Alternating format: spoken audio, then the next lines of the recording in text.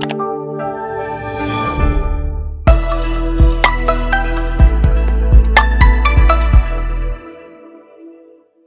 वालेकुम स्टूडेंट्स, क्या हाल हैं आपके। आज हम चैप्टर नंबर 3 के एक्सरसाइज के क्वेश्चन को, जो कि क्वेश्चन नंबर 9 और 10 है, करने जा रहे हैं। इसमें भी इंपॉर्टेंट शॉर्ट क्वेश्चंस हैं जो कि फैक्ट्स और लॉजिक से रिलेटेड हैं। तो चलते हैं हम अपने स्मार्ट बोर्ड की तरफ और इनको अटेम्प्ट करते हैं। आज हम क्वेश्चन नंबर 9, जो कि चैप्टर नंबर 3 की एक्सरसाइज का हिस्सा है, उसके 3 पार्ट्स को और क्वेश्चन नंबर 10 को करेंगे। इसके जो 3 पार्ट्स हैं वो इंतहाई इंपॉर्टेंट शॉर्ट क्वेश्चंस के तौर पे कंसीडर किए जा सकते हैं। सबसे पहला जो क्वेश्चन है उसमें उनकी डिमांड है कि आप एवोगैड्रोस लॉ ऑफ गैसेस को बताएं, क्या होता है, उसकी स्टेटमेंट बताएं। तो हम स्टार्ट करते हैं from question number 9 part A कि एवोगैड्रोस लॉ क्या होता है। So let's start from Avogadro's law. According to Avogadro's law, अगर आपने दो गैसेस ली हैं और उनका वॉल्यूम, टेम्परेचर और प्रेशर सेम है, यानी कि two different gases of same volume, same temperature, same pressure, तो अगर ये तीनों चीज़ें उनकी सेम होंगी तो उनमें नंबर ऑफ मॉलिक्यूल्स भी सेम होंगे। मॉलिक्यूल्स आर आल्सो सेम और इक्वल। तो स्टूडेंट्स, एक बात तो हमने जहन में बैठा लेनी है कि अगर हम देखना चाहते हैं कि दो गैसेस हैं हमारे पास डिफरेंट और उनके अंदर वॉल्यूम, टेम्परेचर और प्रेशर तीनों कंडीशन सेम है, तो उन दोनों गैसेस के अंदर जो नंबर ऑफ मॉलिक्यूल्स होंगे वो भी सेम होंगे। फॉर एग्जांपल, हमारे पास है हाइड्रोजन गैस और दूसरी तरफ है हमारे पास मीथेन गैस। ये दो गैसेस हैं, ये एक कंटेनर में क्लोज है और ये भी एक कंटेनर में क्लोज है। बेशक ये गैसेस साइज में मीथेन के मॉलिक्यूल बड़े हैं, ठीक है, और हाइड्रोजन के मॉलिक्यूल जो हैं वो छोटे हैं। मैं ये मानने के लिए तैयार हूँ कि हाइड्रोजन के जो मॉलिक्यूल हैं वो मीथेन के मॉलिक्यूल की निस्बत छोटे हैं, मगर मैं इनकी कंडीशंस देखता हूँ। वॉल्यूम दोनों का सेम है, volume 1 of hydrogen is equal to volume 2 of methane, यानी कि आप यूँ समझ लें, अगर 1 नहीं करना चाहते तो यहाँ लिख लें volume of hydrogen is equal to volume of methane. दोनों सेम टेम्परेचर पे हैं, से 0 डिग्री पे हैं, दोनों सेम प्रेशर पे हैं, से 1 atm पे हैं, तो दोनों के अंदर नंबर ऑफ पार्टिकल्स भी सेम होंगे। फॉर एग्जांपल, मुझे पता है मीथेन के अंदर जो नंबर ऑफ पार्टिकल्स है ना वो है 2.4 10⁻23, तो हाइड्रोजन के अंदर भी डेफिनेटली इतने ही पार्टिकल होंगे, 2.4 10⁻23। सो एवोगैड्रोस लॉ के मुताबिक अगर आप डिफरेंट गैसेस का same volume, same temperature, same pressure लें, same temperature, same pressure, same volume, तीनों कंडीशन सेम कर दें, तो नंबर ऑफ मॉलिक्यूल्स भी उनके सेम आएंगे। तो स्टूडेंट, आपने करना यूँ है कि आपने इसकी स्टेटमेंट लिखनी है प्रॉपर और फिर उसकी एक एग्जांपल देनी है।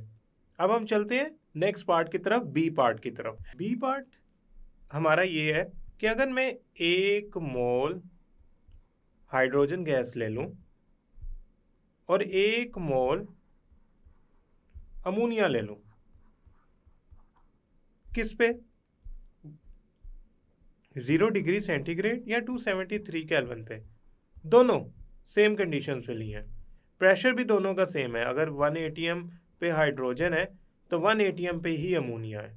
ओके, तो दोनों में एवोगैड्रोस नंबर ऑफ पार्टिकल्स होंगे। Now this is very much important. 1 मोल है दोनों का, दोनों के नंबर ऑफ पार्टिकल्स सेम है, दोनों के टेम्परेचर और प्रेशर भी सेम है। तो हमने एवोगैड्रोस लॉ में एक चीज़ पढ़ी थी कि अगर वॉल्यूम, टेम्परेचर और प्रेशर सेम हो तो ऐसी गैस में नंबर ऑफ पार्टिकल्स भी सेम होते हैं। नंबर ऑफ पार्टिकल्स को मैं ऐसा करता हूँ, एक्स से लिख लेता हूँ। अब हमारे पास गिवन क्या है, हमारे पास गिवन ये है कि दोनों के अंदर वॉल्यूम, टेम्परेचर और प्रेशर सेम है। वो कहता है इनमें क्या दोनों में एवोगैड्रोस नंबर होंगे। अब बात यूं है कि अगर तो ये दोनों गैसेस 1 मोल एट STP हैं, दोनों गैसेस 1 मोल एट STP हैं, तो दोनों जो वॉल्यूम ऑक्यूपाई कर रही होंगी वो होगा 22.414 dm³ मोलर वॉल्यूम, जो आपने चैप्टर 1 में भी पढ़ा था। तो ये भी कितना ऑक्यूपाई कर रही होगी, 22.414 dm³। क्यों? कंडीशंस ऐसी गिवन है हमारे पास टेम्परेचर और प्रेशर की कि वो इतना वॉल्यूम ऑक्यूपाई करेंगी। तो आप कहेंगे सर चूंकि इनका वॉल्यूम भी सेम है, टेम्परेचर भी सेम हो गया, प्रेशर भी सेम है, लिहाजा इनके नंबर ऑफ पार्टिकल भी सेम होंगे। और वैसे भी कोई भी गैस अगर मैं 1 मोल ले रहा हूँ, से मैंने लिया हाइड्रोजन 1 मोल, तो any gas having 1 mole should have 6.02 10⁻23 number of particles. So अगर हाइड्रोजन के 1 मोल इतने नंबर ऑफ पार्टिकल रखते हैं इन कंडीशंस में, तो इसके भी 1 मोल इतने ही नंबर ऑफ पार्टिकल रखेंगे। और इतनी डिटेल में जाकर ये सारा एनालिसिस हो सकता है। दूसरा इसका मेथड ये है कि अगर आपके पास गैस हो 1 मोल एसटीपी पर, 1 मोल अगर आपके पास गैस है, तो 1 मोल अगर आपके पास गैस हो या कोई सब्सटेंस मौजूद हो, तो उसके अंदर होते ही 6.02 10⁻23 नंबर ऑफ पार्टिकल है। इस नंबर ऑफ पार्टिकल्स को हम एवोगैड्रोस नंबर कहते हैं, जिसे Na से शो किया जाता है। So actually these gases are 1 mole in quantity, so they would have Avogadro's number of particle in each of the cylinder जिसमें भी गैस enclosed है। Now part C, again we are taking hydrogen and another gas methane। पहले हमने hydrogen ली थी, ammonia ली थी, इस दफा हम हाइड्रोजन और मीथेन ले रहे हैं। हाइड्रोजन का वॉल्यूम है 1 cm³, मीथेन का वॉल्यूम है 1 cm³। एसटीपी पर है, एसटीपी का मतलब क्या? Standard temperature pressure. Standard temperature कितना होता है? 0 डिग्री सेंटीग्रेड, 273 केल्विन। और ये भी कितने पे है? 0 degree centigrade, 273 kelvin. Now the second part, pressure कितना होता है? 1 atm। तो जो सेकंड हिस्सा है स्टैंडर्ड टेम्परेचर के बाद जो प्रेशर होता है एसटीपी में, वो 1 atm होता है। अब बात यूँ है कि इनका वॉल्यूम सेम है, टेम्परेचर सेम है, प्रेशर सेम है, तो फ़ौरन मेरे जहन में एवोगैड्रोस लॉ आ गया। According to Avogadro's law, if different gases have same volume, same temperature, same pressure, so they should have same number of particles, same number of particles। अब इसके बाद एक बात तो यहाँ तक हमारी क्लियर हो गई कि उसमें सेम नंबर ऑफ पार्टिकल होंगे अगर ये कंडीशन हो। When 1 molecule of CH4 is 8 times heavier than hydrogen, कहते हैं कि हाइड्रोजन के एक मॉलिक्यूल के मुकाबले में मीथेन का एक मॉलिक्यूल कितने गुना भारी होता है? ये 8 गुना भारी होता है। कैसे? देखें, हाइड्रोजन का जो मास होता है ना, वो होता है 2, इसका होता है CH4 12 और 4 16। तो अगर मैं इनकी रेशो लूँ तो ये बनती है 2:16 1:8। यानी कि अगर हाइड्रोजन का एक मॉलिक्यूल हो तो उसके मुकाबले में ये 8 टाइम्स हैवियर होगा। यानी कि फॉर एग्जांपल आइडियलाइज करना चाहूँ तो ये है मीथेन का मॉलिक्यूल 8 टाइम्स, और इसके साथ ही छोटा सा ये मैं अगर बनाना चाहूँ, इसके नीचे बना लेते हैं, ये है ऑक्सीजन हाइड्रोजन का मॉलिक्यूल। अब हाइड्रोजन का मॉलिक्यूल मीथेन के मुकाबले में बहुत छोटा है, 8 गुना छोटा है, 8 गुना हल्का है। तो इनके तो मैस का बहुत ज़्यादा डिफरेंस है। डेफिनेटली मैस की वजह से साइज़ का डिफरेंस आ जाएगा। तो क्या इनको एक ही वॉल्यूम ऑक्यूपाई करना चाहिए? क्योंकि होना यूँ चाहिए था कि इसके नंबर ऑफ पार्टिकल्स हैं इसके नंबर ऑफ पार्टिकल जितने हैं, लेकिन अगर मैं साइज़ को देखूं तो इसके कम नंबर ऑफ पार्टिकल्स को 1 cm³ ऑक्यूपाई करना चाहिए था, इसके ज़्यादा नंबर ऑफ पार्टिकल्स को 1 cm³ ऑक्यूपाई करना चाहिए था। लेकिन हुआ यूँ कि दोनों के सेम नंबर ऑफ पार्टिकल ने सेम वॉल्यूम ऑक्यूपाई किया हुआ है। असल में बात यूँ है कि स्टैंडर्ड टेम्परेचर प्रेशर के ऊपर जो गैसेस होती हैं उनके मॉलिक्यूल्स में 300 गुना का डिस्टेंस होता है, 300 times of their size distance होता है। Molecules have large empty spaces due to 300 times distance अब ये जो 300 टाइम्स इनका जो डिस्टेंस है ना, ये 300 टाइम उनके डायामीटर के हिसाब से है बिटवीन देम। अब उनके दरमियान जब 300 गुना का फासला होगा उनके साइज के मुकाबले में, तो उनका साइज तो मैटर ही नहीं करेगा। असल में तो वो फासला मैटर कर रहा है जिससे वो एक दूसरे से दूर हैं, और वो दोनों में 300 गुना है। इसका मतलब इनका जो असल वॉल्यूम होगा, जो ये गैसेस वॉल्यूम ऑक्यूपाई कर रही होंगी, उनमें इनका मैस या साइज का कोई रोल नहीं होगा, क्योंकि उनमें डिस्टेंस बहुत ज़्यादा है, जिसकी वजह से चाहे मीथेन 8 टाइम्स हैवियर है, लेकिन वो वॉल्यूम उतना ही ऑक्यूपाई करेगी स्टैंडर्ड टेम्परेचर प्रेशर पे जितना हाइड्रोजन ऑक्यूपाई कर रही है, क्योंकि इन दोनों के अपेरेंटली वैसे कंडीशंस भी सेम है, लिहाजा इनके नंबर ऑफ पार्टिकल्स भी सेम निकलेंगे अकॉर्डिंग टू एवोगैड्रोस लॉ। अब हम चलते हैं क्वेश्चन नंबर 10 की तरफ। ओके स्टूडेंट्स, अब हमारे पास है क्वेश्चन नंबर 10। क्वेश्चन नंबर 10 में जो पार्ट ए है वो ये कह रहे हैं कि Dalton law of partial pressure तभी ओबे किया जा सकता है जब गैसेस में फोर्सेस ऑफ अट्रैक्शन ना हो। इस बात को एक्सप्लेन करें। देखें, डाल्टन्स लॉ जो था, डाल्टन्स लॉ, उसकी स्टेटमेंट क्या थी कि sum of partial pressure of gases in a mixture, partial pressure of gases in a mixture. अब वो मिक्सचर ऐसी गैसेस का है जो नॉन रिएक्टिंग है।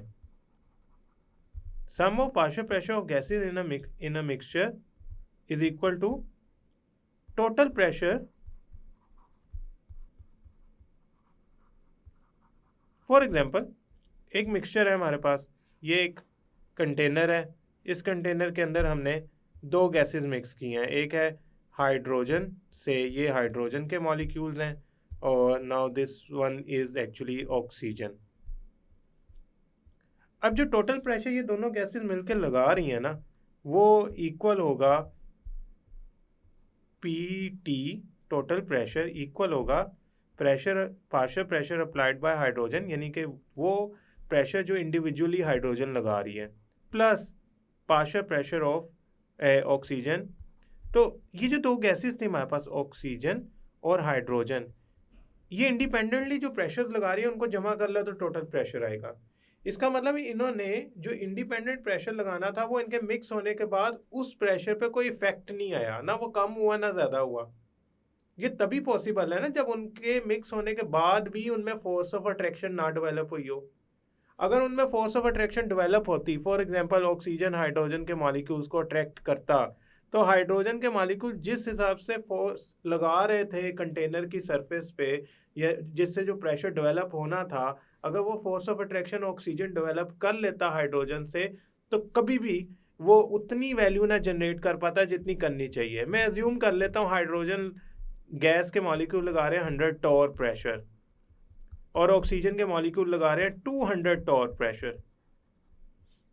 अगर मैं इन दोनों प्रेशर्स को जमा कर लूँ तो आइडियली 300 टॉर ये मिक्सचर लगाएगा प्रेशर। अब बात यूं है कि ये तब पॉसिबल है जब ये एक दूसरे को अट्रैक्ट नहीं करते, ऑक्सीजन हाइड्रोजन को नहीं अट्रैक्ट करता, हाइड्रोजन ऑक्सीजन को नहीं अट्रैक्ट करता। इन दैट केस ये इंडिविजुअली बिहेव करते हैं इन अ मिक्सचर में, यानी कि मिक्सचर के अंदर रहने के बावजूद ये गैसेस इंडिविजुअली बिहेव कर रही होती हैं। ये इंडिविजुअल बिहेवियर तभी पॉसिबल है जब नो अट्रैक्शन नो रिपल्शन हो। अब आप कहेंगे sir no attraction no repulsion तो आइडियल गैसेस में होती है, तो इसका मतलब ये है कि जब हम डाल्टन्स लॉ अप्लाई कर रहे होते हैं तो हम ये आइडियल कंडीशन सोच लेते हैं कि जो गैसेस हैं जो इंडिविजुअली बिहेव कर रही हैं वो मिक्सचर में जाने के बावजूद एक दूसरे को अट्रैक्ट नहीं करेंगी, रिपेल नहीं करेंगी, क्योंकि अगर वो अट्रैक्ट करेंगी तो एक दूसरे का प्रेशर रिड्यूस कर देंगी, जिससे मिक्सचर में जो रिजल्ट आएगा वो लेस आएगा। फॉर एग्जांपल, ये हमारे पास जो हाइड्रोजन का प्रेशर आया 100, ये मिक्सचर में जाने के बाद हो गया 98, और ये हो गया 102, तो टोटल आंसर आ गया हमारा 300 की बजाय 200 टॉर। अब ये प्रेशर तो रिड्यूस हो गया 100 की वैल्यू से, क्यों? इन्होंने अट्रैक्शन डेवलप कर ली, एक दूसरे को अट्रैक्ट किया, और फोर्स जो ये लगा सकते थे वो नहीं लगा पाए, तो जिसकी वजह से हम ये सोचने में मजबूर हो गए आखिर कौन सी सिचुएशन है जिसके अंदर ये एक दूसरे के प्रेशर को रिड्यूस ना करें, अट्रैक्ट ना करें? इन दैट केस वो तभी पॉसिबल है जब गैसेस इंडिविजुअली बिहेव करें। अब वो इंडिविजुअल तब बिहेव कर रही होती है जब वो एक दूसरे की तरफ या एक दूसरे को फील नहीं करती कि एक गैस के दरमियान इतनी ज़्यादा एम्प्टी स्पेस है, अगर कोई दूसरी गैस आ भी जाए तो उसको फ़र्क नहीं पड़ता और वो उससे अट्रैक्शन डेवलप नहीं करती। तो ये बात उनकी बिल्कुल सही है कि अगर अट्रैक्टिव फोर्सेस होती तो कभी भी पार्शियल प्रेशर का सम टोटल प्रेशर के इक्वल ना आता, क्योंकि वो एक दूसरे के प्रेशर की वैल्यू को डिस्टर्ब कर देती। अगर रिपल्शन होती तो शायद इंक्रीज़ हो जाती, अगर अट्रैक्शन होती तो वो डिक्रीज़ हो जाती। यही तो हमने पढ़ा था इन वैन डर वाल्स करेक्शन कि जब ए मॉलिक्यूल को बी मॉलिक्यूल अपनी तरफ खींचते हैं, अट्रैक्ट करते हैं, तो वॉल पे जो वो प्रेशर लगाने के लिए जा रहा होता वो नहीं लगा पाता, जिसकी वजह से वो वैल्यू डिक्रीज़ हो जाती है। और हमने ये भी पढ़ा था कि attraction per unit volume of gas, her gas की एक ख़ास वैल्यू होती है, जिसकी वजह से वो जितना प्रेशर लगाना चाहता है उतना लगा नहीं पाता। ए की वैल्यू ज़ीरो, यानी कि अट्रैक्शन अमंग द मॉलिक्यूल्स या forces of attraction between the molecules zero तभी होंगी जब हम आइडियल गैस लेंगे।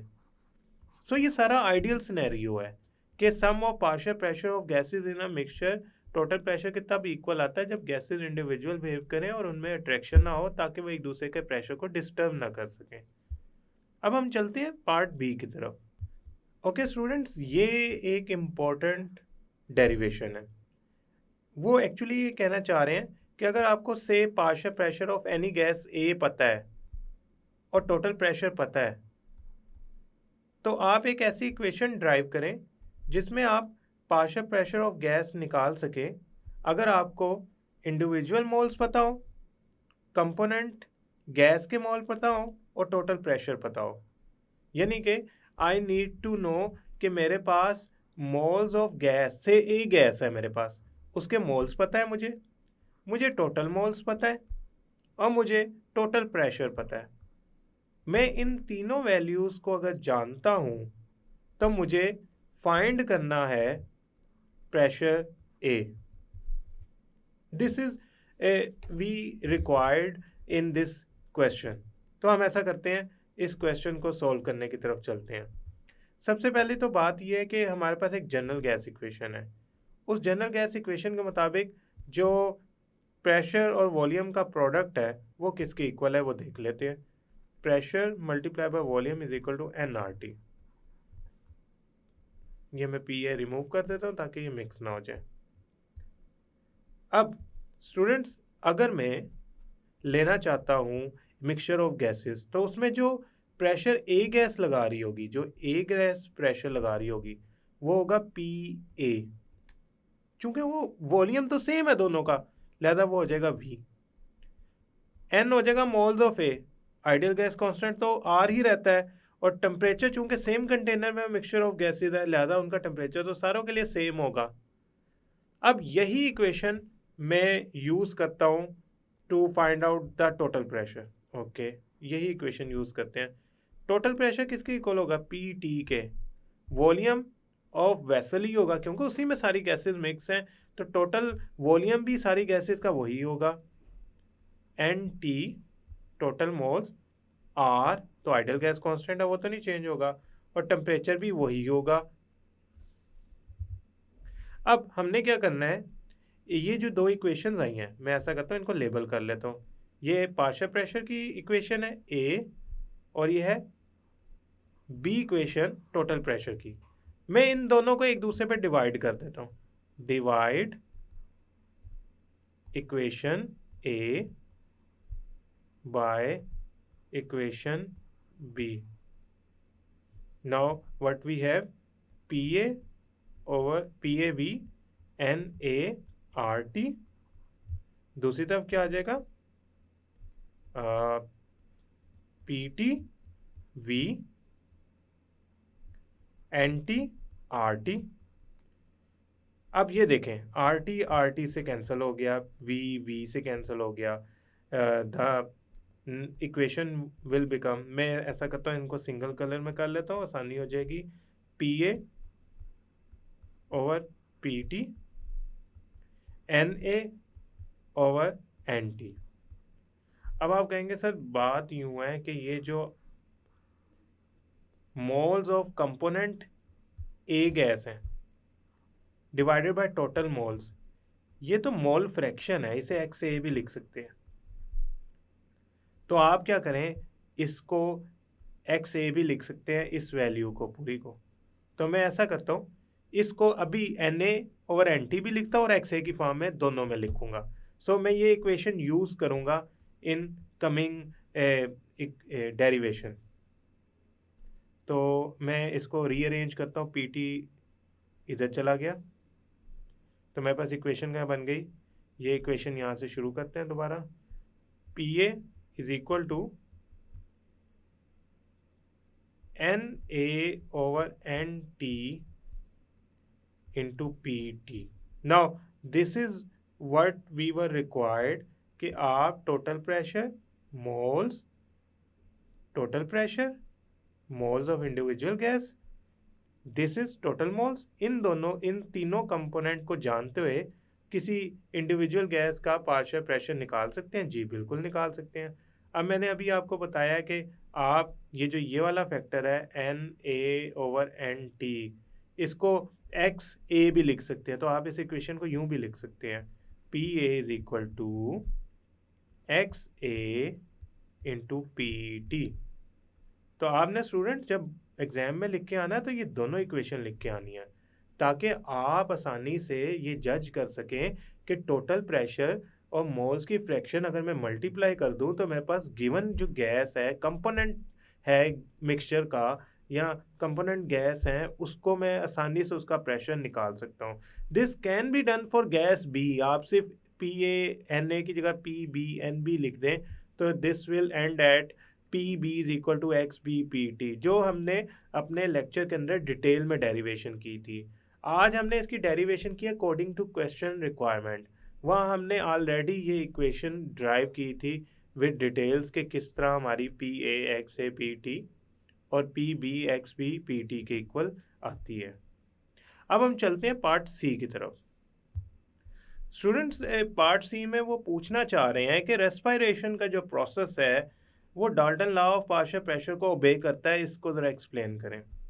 देखें, जो हमारे बॉडी के अंदर लंग्स होते हैं वो एयर को ब्रीथ इन करते हैं, मीन्स एयर उसमें एंटर होती है, ऑक्सीजन जो होती है वो हमारे ब्लड के साथ एक्सचेंज हो जाती है, और कार्बन डाइऑक्साइड जो होती है वो ब्लड से बाहर आ जाती है, एक्सेल हो जाती है। भाई ब्रीथिंग के पर्पज़ में ऐसी क्या रीज़न है कि ऑक्सीजन एंटर होती जा रही है, कार्बन डाइऑक्साइड एक्सेल होती जा रही है? ऑक्सीजन तभी एयर से लंग्स की तरफ डिफ्यूज होगी जब उसका एयर में प्रेशर ज़्यादा होगा और लंग्स में पार्शियल प्रेशर कम होगा। एयर में जो ऑक्सीजन पार्शियल प्रेशर अप्लाई कर रही होती है वो होता है 159 टोर, और जो लंग्स के अंदर partial pressure of oxygen apply होता है वो हो रहा होता है 116 टोर, यानी कि कम। तो गैस क्या करती है, ज़्यादा प्रेशर से कम प्रेशर की तरफ डिफ्यूज कर जाती है, एंटर हो जाती है। तो एयर से लंग्स की तरफ गैस चली जाती है, ऑक्सीजन, और हमारे ब्लड में ट्रेवल कर जाती है। जो कार्बन डाइऑक्साइड है उसके साथ उलट होता है, ऑपोजिट स्टेट है उसके साथ। होता क्या उसके साथ, उसका लंग्स में पार्शियल प्रेशर होता है हाई, तो उसमें बजाय इसके कि एयर से हम ब्रीथ इन करें और वो कार्बन डाइऑक्साइड हमारे लंग्स से होते हुए ब्लड में चली जाए, वो उल्टा हिसाब होता है। लंग्स में चूंकि उसका पार्शियल प्रेशर हाई होता है, एयर में कम होता है, लिहाजा वो करती क्या है कि वो लंग्स से एयर की तरफ जाती है, एक्सेल हो जाती है। तो ऑक्सीजन को हम इनहेल करके बॉडी में ऐड कर लेते हैं, और carbon dioxide pressure partial pressure के डिफरेंस होने की वजह से लंग्स से निकलकर एयर में चली जाती है। अब रेस्पिरेशन का जो प्रोसेस है ये तो partial pressure of Dalton law partial pressure of gases को ओबे कर रहा है। इसमें एयर के अंदर जो ऑक्सीजन पार्शियल प्रेशर लगा रही है 159 टॉर वो ज़्यादा है, और लंग्स के अंदर जो पार्शियल प्रेशर लग रहा है वो 116 टॉर कम है। अगर gases for example same pressure लगाती दोनों साइडों पे तो शायद ये ब्रीथिंग का जो प्रोसेस है वो हो ही ना पाता। अब हम चलते हैं लास्ट क्वेश्चन की तरफ। ओके स्टूडेंट्स, अब हमारा जो इसका लास्ट पार्ट है ना, उसमें ग्राहम्स लॉ ऑफ डिफ्यूजन को एक्सप्लेन करना तो इंतहाई इंपॉर्टेंट लॉन्ग क्वेश्चन तो हो सकता है, शॉर्ट क्वेश्चन नहीं हो सकता ये। तो आप ये तो लेक्चर के अंदर डिटेल में डिस्कस कर सकते हैं। एफ्यूजन और डिफ्यूजन की जो डिफरेंसेस है ना, वो मैंने इसके एफ्यूजन और डिफ्यूजन के लेक्चर में डिटेल में डिस्कस किए थे कि फ्यूजन और डिफ्यूजन में क्या फ़र्क होता है और उनके डिफरेंट पॉइंट्स को। तो मेरा ख्याल है कि ये आपको रेफ़र किया जाना चाहिए towards the topic of lectures, जिसके अंदर आप डिफ्यूजन और एफ्यूजन का जो आपका लेक्चर है वो डिस्कस करें, उसमें जाके ये टॉपिक पढ़ सकते हैं। और जो ग्राहम्स लॉ है उसके लेक्चर के अंदर इसको डिटेल में स्टडी कर सकते हैं। याद रखिएगा, अगर ग्राहम्स लॉ आपका लॉन्ग क्वेश्चन आ गया तो डेफिनेशन, डेरिवेशन, जिसमें आप मॉलिक्यूलर मास तक डेंसिटी रेट ऑफ डिफ्यूजन को मॉलिक्यूलर मास तक ले जाते हैं, और एक्सपेरिमेंटल वेरिफिकेशन, ये सारी आपने करनी है वहाँ पे। आई होप ये सारी आप कर लेंगे। और डिफ्यूजन और एफ्यूजन में जो फ़र्क है उसमें सबसे पहले इनकी डेफिनेशन, फिर एग्जांपल आपने देनी है, तो आप इसको आसानी से 2 मार्क्स हासिल कर सकते हैं एज अ शॉर्ट क्वेश्चन। यहाँ तक हमारे क्वेश्चन नंबर 10 के 4 पार्ट्स कंप्लीट हो गए। आई होप स्टूडेंट्स ये आपको टॉपिक और इसमें मौजूद डिफरेंट क्वेश्चंस और इनके लॉजिक समझ आई होंगी। नेक्स्ट लेक्चर तक के लिए अल्लाह हाफिज़।